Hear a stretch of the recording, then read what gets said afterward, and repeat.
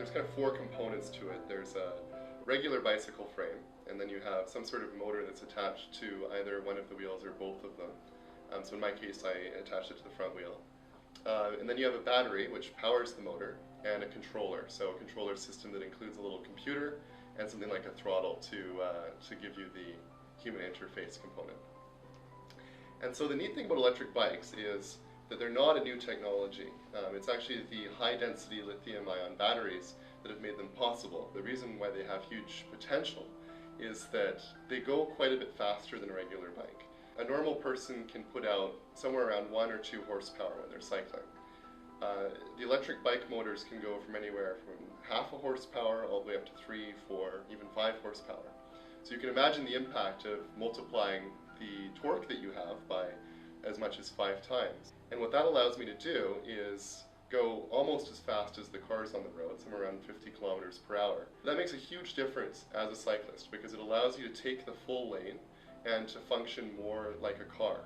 One of the really exciting things that comes out of electric bike technology is the opportunity now to change how we build cities. If you imagine the electric bike had had the opportunity to emerge before the gasoline-powered car, our cities could be totally different. There's obviously many benefits to cities that start to think early about electric bikes and how to accommodate them. They allow for higher air quality within the city. They're practically noiseless. They produce very little air noise, as well as the motor is almost silent. And the third thing is they're actually a lot of fun. The paradigm that we've lived with for the last 100 years is that transportation is always a cost. In other words, when we're calculating the utility or the economic usefulness of transportation, we always say that all the options are negative. They're all pretty bad. They're all going to be an expense, but it's just a question of which one is the cheapest. Is it better to spend 45 minutes on a bus and pay $2.50 for a fare, or is it better to drive a car and spend $1 on gas and have to pay for the upkeep of the car? But all of those are always going to be just a cost. They're not going to be some sort of fun thing. What I think we're going to start to see in the future is that transportation can actually be a positive. It can be something that gives us joy, that connects us to nature, that clears our mind. Those are all things that I find are true with cycling.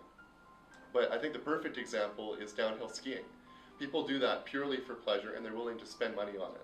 And it's an opportunity to be in the mountains and be in a natural sort of environment and reconnect with nature, and to have the exhilaration of controlling your own mode of transportation and feeling your skis or your snowboard on the ground. And I think that model of how can we make our cities not only economically viable places, but also inspiring places, and places where things that were once costs are now actually benefits. I think that's the sort of thinking that really inspires me about electric bikes, because they're a lot of fun to ride and they're also very practical.